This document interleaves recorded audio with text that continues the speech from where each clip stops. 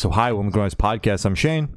I'm Glory. And we're here with Ian from Arrested Youth. There are some questions to say about the upcoming album, Too Late to Start Over. So congrats on that, by the way. How do you feel about the response to the announcement so far? It's great. I put out only 2 songs off the project so far. So the album comes out September 6th.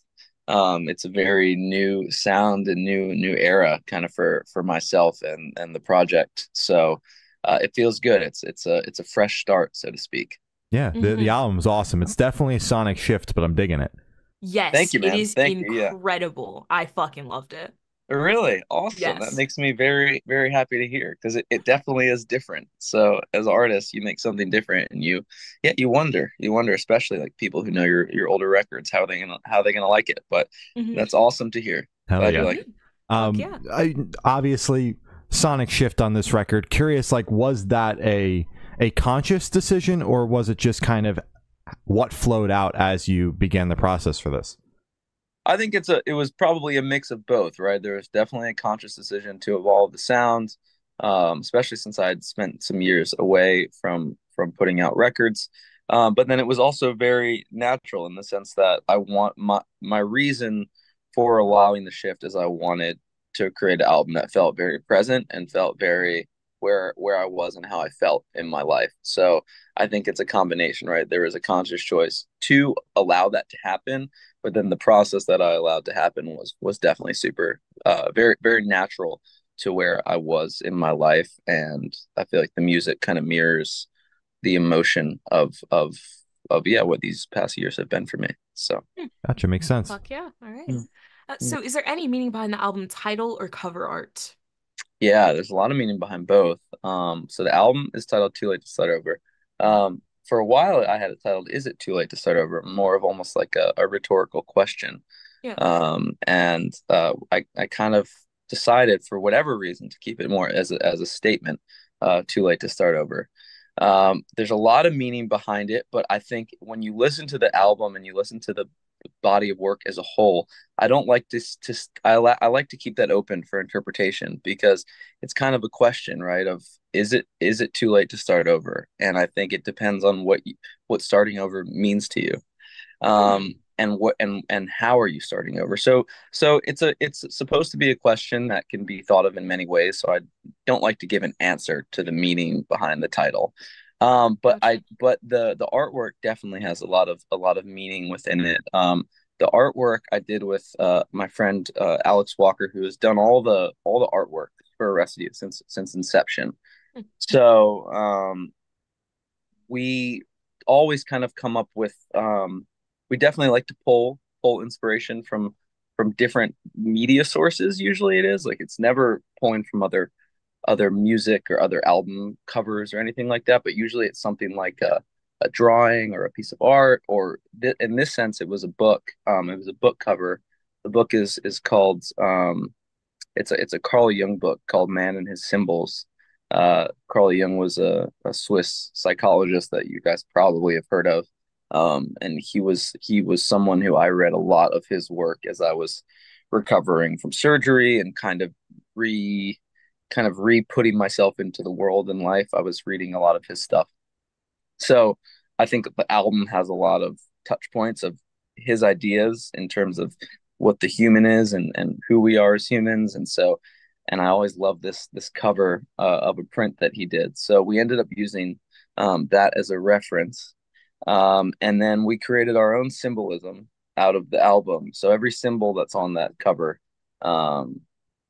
each of those symbols kind of has a deeper meaning. And as the album rolls out and there's more touch points to the music, we'll start kind of unraveling what each of those symbols means as well. So there's a little bit of lore in there, I guess you I could was say. just about to ask, so is it kind of like a concept record loosely with kind of lore and storyline? What's going on there? Very, very loosely, I would say. There's artists who do do a rollout of a true lore to the album, and they do it beautifully, and that's really cool. That's never been me. Mine is always a halfway. There's a little bit of lore, but it's kind of usually personal and a bit natural.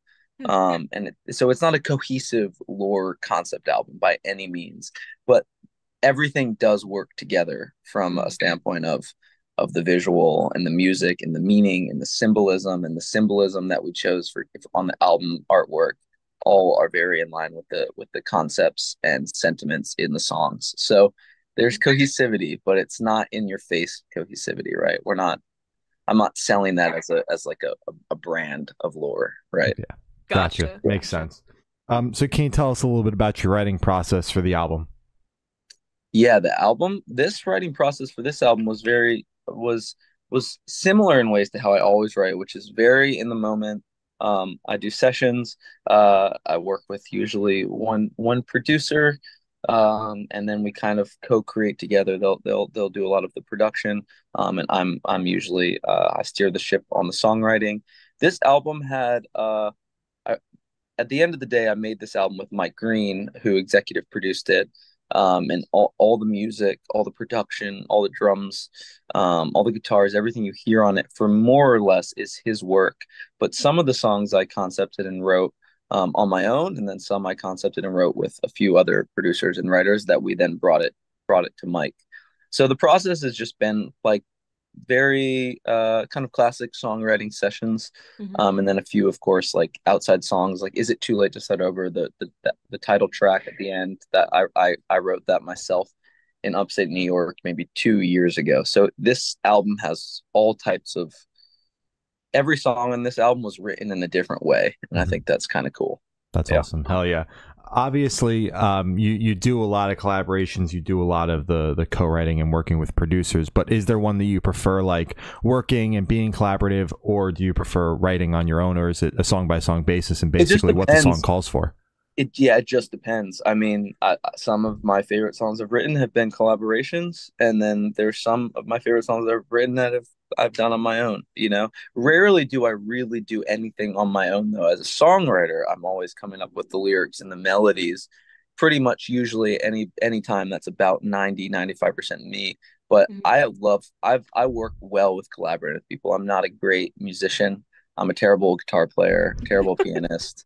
I can play like simple chords, simple notes, but for the most part, my best work is definitely working with others, especially on the side of the music and production. That makes sense. Oh yeah. Fuck yeah, awesome. So, what song off the album took longest to write, and which one is your personal favorite? Oh, well, that's actually a very easy answer in terms of what was the longest to write. The title track on there, "Is It Too Late to Start Over," song 10. That song has gone through more iterations than any song I've ever had in my discography as an artist. That's the song I told you I demoed it in upstate New York myself. So the original demo I did myself. Then I took a version of it to Nashville that we tried to do, and it was a disaster, and that didn't work. And then I did a version coming back to Los Angeles for the album, and it didn't sit right. And then I did another version with another songwriter who we just kind of re-looked at the chords and the structure. So the long and short, that song has gone through like 5 full iterations of like the guts of the song. The song has always been the lyrics, the melody, and the structure. I've never changed that, but the production and the musicality behind it has changed many times to kind of somehow get to what that initial feeling was. It's hard sometimes. You write a song and then you demo it, and the demo feels great, but it's not perfect. You want it to be perfect, and then you go down this like long rabbit hole of trying to find its fit again. And sometimes songs die that way. Sometimes great songs that could have been great get flipped, and they're never the same, and they never are what they once were. So that "Is It Too Late to Start Over," that track 10 took a long time to get right, but I really do like the version that we ended on. So your first question, right? How long? Yes. What's the longest? And what was the second question? Which one is your personal favorite? That's I'll be one of those artists who says like all of them. I think this album is, I think, that way. Or I'll be honest and say the favorite changes. Like one day, if you asked me, I could have told you, and the next day I'll tell you something different. Yeah. I think for the first time ever, for myself at least, this is like, I do think it's an album that deserves to be listened to as an album, which I wouldn't say for my past works. I think my other albums I kind of threw together. I had a couple songs I thought were really good. I had some songs that I thought were cool. It's like, okay, let's make an album, which I think, is happens more or less a lot of the time now. Mhm. This was the first time I felt like I would say, no, I really want you to consume the album because I don't think there's in my own opinion, it's like I don't think I tried to ensure there wasn't a real weak link to the Mhm. record. I mean, there's different sounds on the record, but I think every song on the record has a purpose for being there and has a reason for being a favorite song. I wrote about 60 songs for this album and cut God it down damn. to 10. Shit. So, I think it's been put through the ringer, hopefully in a good way. We'll see. For sure. Okay, Yeah. so I have two questions for you. So what was it specifically about the title track that kept you hammering away at it for two Yeah, years, I know. five iterations? What was it about That's a that great track? question. I think it's because that track, that initial demo, was kind of created the feel and the concept for moving forward with a new sound. When I first had that demo, and that's why I ultimately ended up titling the record "Too Late to Start Over" too. I think that was Gotcha. the song that was kind of like the impetus. Mhm. And so I think it always just felt right. And "Too Late to Start Over," after taking the time that I took away from music in my relationship, changed quite a lot with music. I think it just that concept felt so relevant and still feels so relevant in many ways. It does feel like I'm starting over, and so I just couldn't. Once an idea feels right, it's very hard to escape it. That's fair. Yeah, yeah. And then my second question was, what was that process like whittling down 60 songs to the track list that you have now? Um, it was like a 3 month process. When I came back to Los Angeles in 2023 in the summer, I had been writing a lot. I was up in upstate New York for a while, where my family is. When I came back, I was just very much in studio mode, so I was writing a lot. I was in the studio every other day, and we just kind of slowly, over those 3 months, we cut down. Let's get a 10 song album, and so you just it wasn't as hard as you would think, because when you write 60 songs, there's a lot of bad songs too. Sure, yeah. So people are like, wow, 60 songs, how do you cut that down? It's like, well, if you listen to all 60, you could probably on your own, we could probably agree together on like 40 of them that could go, Hmm. so it's really picking, like, it's probably five that are like kind of on the burner that you have to decide, you know. Makes Gotcha. sense. Hmm. So how did the track list for your album come about? Did you guys write the opener be the opener, close be a closer, shuffle around and see what fits? What was that No, process like? yeah, see what fits, definitely. Like, once I Mhm. had the songs, I had some ideas. We spent a lot of time kind of playlisting the album, in the sense of, like, there's two ways I think you can create an album order at the end of the day, and it's either, like you guys said, conceptually, like, this is the story arc of the album, and this is how I want it to go. And the other side is, like, where you can also just kind of playlist it and just see what feels good, because what the story arc and narrative doesn't always necessarily mean the music as a passive listener is going to feel really nice in how it transitions and moves. Mhm. So I would say it's a little bit of both. It's a little bit of story, but mostly I track listed it by just how do songs flow together and feel good. And a lot of that's based on tempo and structure and key and chords, and I don't know. There's an unspoken science, of course, to music, of like what feels good. And like the way I track listed it was very much like trying to step outside myself and just be a listener of music, and like, what order do these songs kind of, what's the most enjoyable listening experience at the end of the day. Yeah, Yeah. Gotcha. makes sense. Hmm. Yeah. And would you be able to tell us where your headspace is at while you're creating this record? Oh man. Well, I wasn't sure. Like, I'd gone through a big surgery in a year and a half prior, that I took a long time to recover from, and I wondered if I really was going to physically recover. And my relationship changed quite a lot with music as well. Mhm. Um, Felt like very kind of physically worn down a bit, and emotionally too. Once you go through something like that, I kind of had my values in life started to change a bit more as well. And so I wrote it from a place of definitely a lot of uncertainty in life, but at the same time, I think I was at a place of more peace and acceptance than I'd ever been at, in the sense that when you go through a lot, or you go through a big experience, it also gives you this peace of mind of, you're not fighting the world in the same way that you used to, because you don't have to. You've done it.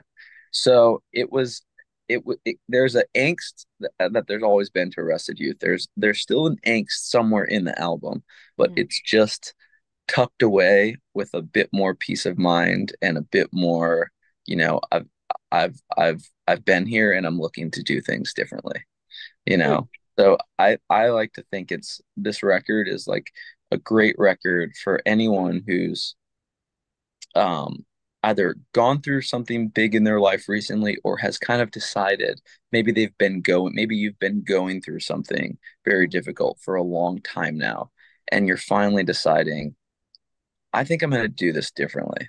You know, like you kind of reach that point where you're like, all right, I think it's time to really do something different, and I'm ready to do something different. I'm ready because I can feel it.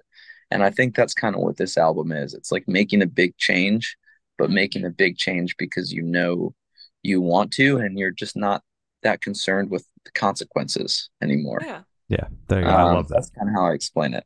Hell yeah. Fuck yeah. It's awesome. So how do you recommend your fans to listen to this album for the first time? Should you do it in the car with friends and talk with headphones on? Is workout album, party album? What do you personally recommend?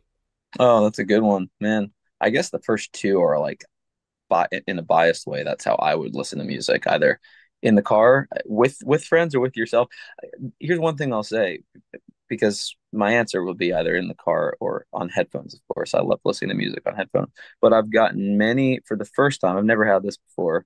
Gotten many comments that this is a great car record. Yeah. Like it's just there's a nostalgia to it. There's a certain ease of listening to it.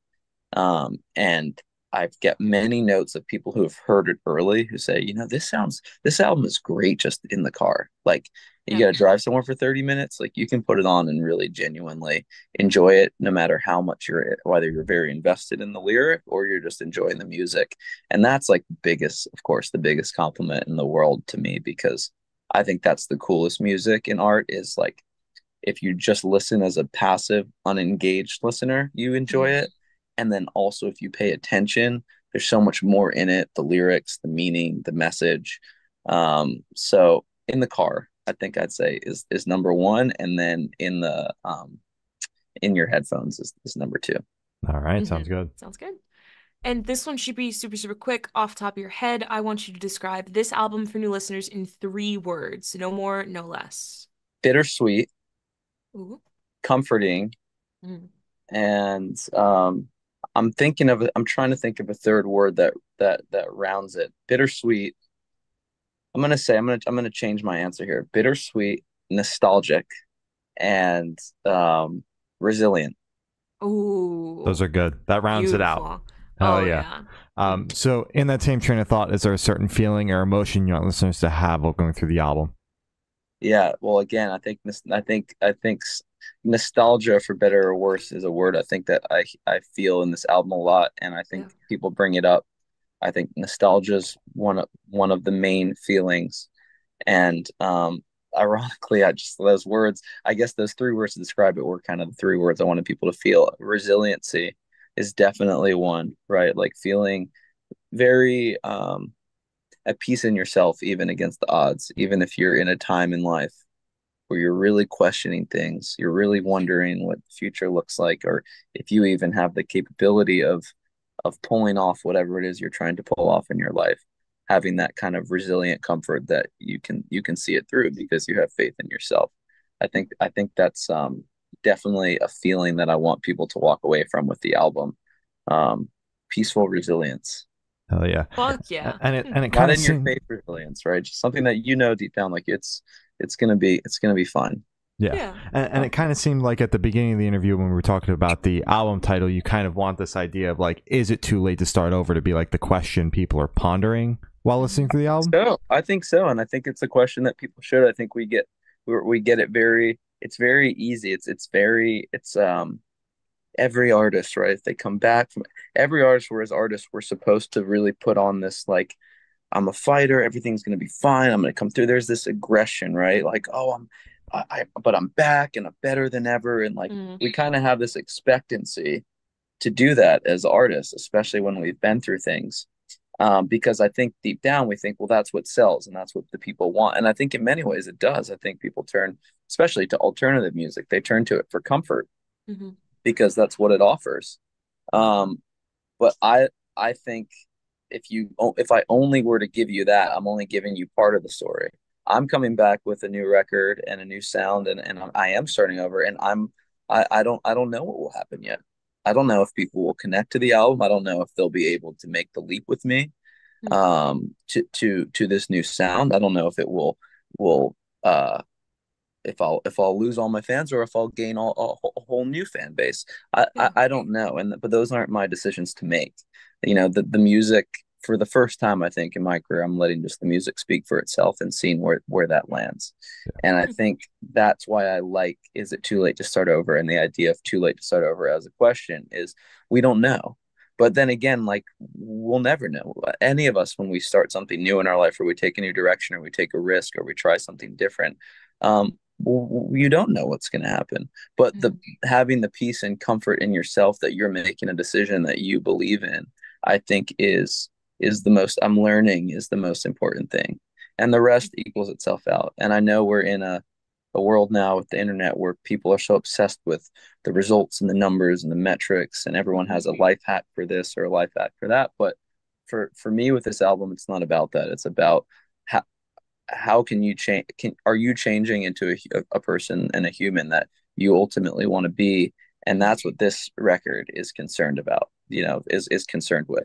And I think to do something like that, it's tough, and it leaves a big question mark. Can you pull it off? Can you change and be happy with the changes you make, you know? And I think that's something that we all deal with. And I think that's why, again, I think there's a very human side to this record. Like this record to me, another good word, if I could have chose a fourth word, would be it's human. It's a very human record. It's someone pondering where they've been and where they want to go, and saying, you know, what is life going to look like when I make these changes? Yeah, that's too late to start over. Yeah. Are you nervous going into the release of this record, or are you feeling that confidence? I think a nice blend of both. I don't know if nervous is the word. I think and like I don't know if that's even a word, but like anticipatory and anticipate. I'm anticipating it in the sense that I'm interested to see how it's received, because it's a very there's not many. I didn't pull as many tricks with this album in the sense of like trying to win the consumer, the music consumer over. I really tried to make something that I felt was very genuine and felt like it offered something very real to the music landscape, something that had a lot of like my own experience in it. So I knew it was like the lyrics and the meanings were earned in the songs. I didn't just come up with them because I thought they would be something people would like, or it wasn't like a concept, oh, people love resiliency, so let's write a song about a resiliency. Like this album is really my life in album format. And I think that to me is maybe the most, I'm anticipating to see, well, does that story help people? Do people care about that story? Do they want to know about it? Does the music connect with them? So a lot of questions. And I think that's why, again, I love the title and the concept of the album, because it's very honest. Yeah. Absolutely. Hell yeah. Right. Yeah, but I love it. I think this is my magnum opus of my work. I'll say that very confidently. Like I grew so much. I learned to value myself as an artist and my art off this album, which is a very unique thing to find. You'd be surprised so many artists, like, success isn't the thing that makes you value your work. Like you have to really like know that you're making your best work to value it. And I felt like I accomplished that with this album, which was really cool. And now it's just up to other people to decide if they think it's some of my better work. We'll see. Hell yeah. Yeah, it's fair. So are you able to touch on any particularly challenging or standout moments during the creation of this album, positive or negative? Oh man.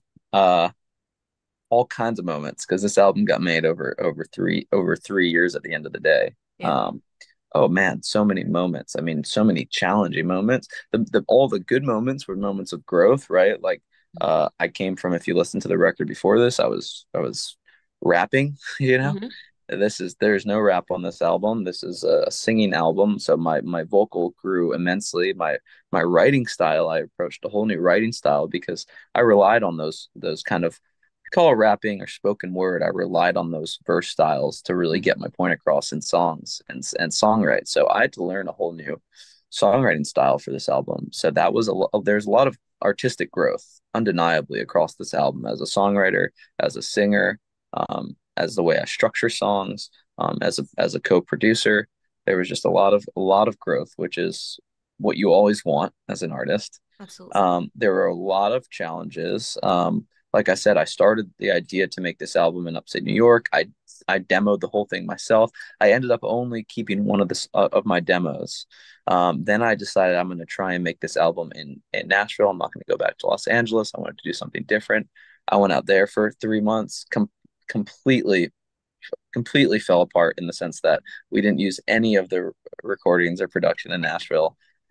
So in a way, there was a whole album that I scrapped and made it over. But the irony is it was the same album concept, some of the same original demos. So it's not like I made something like, no, I'm gonna make something better. It was like I made something and said, no, this isn't its best form. I have to go make it somewhere else.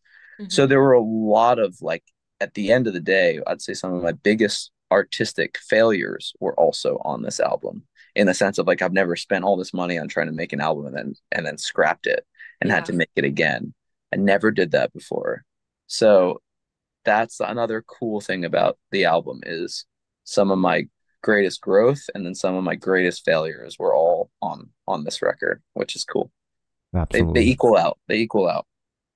For sure. In any moment during the process, because you said you scrapped it like twice, right? Two separate writing sessions. In a way, I mean, I scrapped the demos. Like for a moment, I thought maybe I'll co-produce it. I didn't co-produce it, so I scrapped that, and then I brought it to Nashville and I scrapped that. So it's not that I made a whole album and scrapped it, but let's just say months of work that were culminating to an album then got scrapped. So in a way, it was kind of like the third time's a charm. Bringing it out here in a way, for sure. Gotcha. Okay. So how did you kind of keep that motivation, keep that energy and excitement with the album, even though two swings and two misses? I don't know. I knew I had, it's like this album, I knew I had to make this album, and I knew that this album was helping me work through my life and myself. Right. So that's kind of the best place to be ever, is to get to have your music and your job also help you through your life. Now, I will say though, like a lot of times when artists do that, there's this stigma that a lot of times that's when artists fail, actually, is when they make something just for themselves. That's a lot of artists who don't commercially make it because you're not keeping the listener in mind. You're not keeping the people in mind. So you can't be that surprised when not that many people listen to it.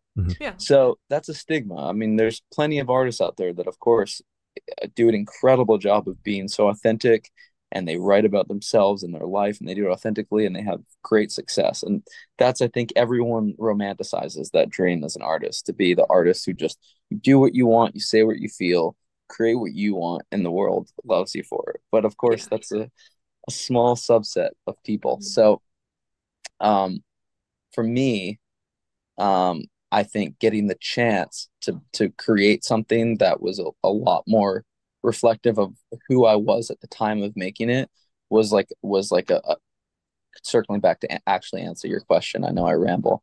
To answer your question, I think that was a much driving force. It was like there was definitely a selfishness in it of like, this is my chance to make something that I really love. And even if it's let's just say hypothetically the last chance I ever get to do it, I've at least put myself in the place to get to take that chance and have the resources to do it.